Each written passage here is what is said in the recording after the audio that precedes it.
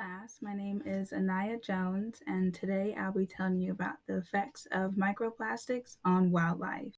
To start off, I'll address what are microplastics, and they are plastics usually categorized as being less than 5 millimeters in diameter that are formed when bigger pieces are broken down either by the sun's radiation or the strong currents into smaller pieces. And these microplastics are becoming a really big issue as scientists estimate that there are twice as many microplastics than we assumed. Just to put in perspective the immense number and size of microplastics, the picture to the far left is an image of zooplankton, and those colorful oddly shaped objects are actually microplastics. Considering the fact that zooplankton is naked to the human eye and that there are microplastics just as small is really concerning and alarming to scientists. This image shows the scale of just how large the impact of microplastics are on marine wildlife. Now that we've discussed what are microplastics and how they are formed, you might be wondering, what is the issue with them and how are they getting into and affecting marine wildlife? This image here suggests that these are the approximate years until the various items decompose. However, it is slightly wrong in the fact that the following items do not decompose at all. The biggest misconception about plastic is that it generally takes a long time to disappear, when in reality, plastic remains in the ocean indefinitely and simply becomes smaller fragments known as microplastics. To decompose means to break down into simple, harmless elements or compounds, and that is something microplastics just don't do.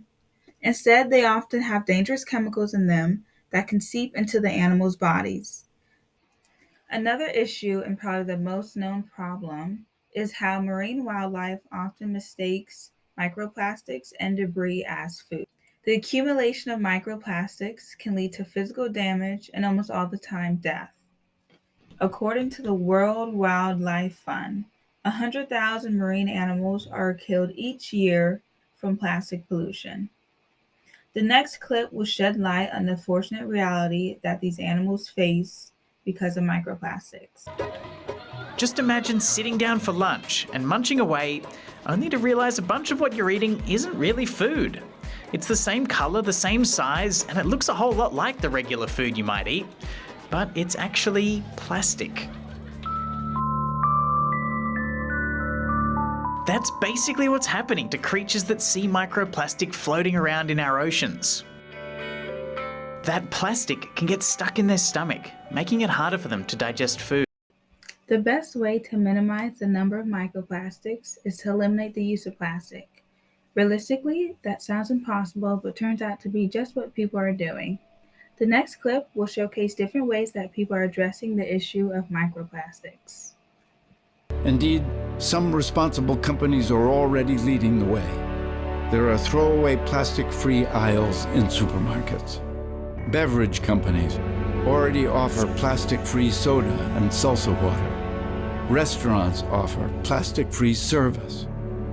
There are plastic-free rooms in hotels. An airline is now offering a plastic-free flight. And Oceania and our allies are winning plastic-free victories. Following campaigning by Oceania, Peru passed a law that keeps plastic out of national parks and beaches. Belize is getting rid of styrofoam. And the European Union has mandated reductions for throwaway plastic throughout its 28 member countries. By now, you're probably asking yourself what you can do to help. Changing some of your simple everyday routines to ditching one-use plastic straws, plastic silverware, and using your own reusable bags when you go out shopping are one of the few ways that you can decrease the amount of plastic that ends up in our oceans.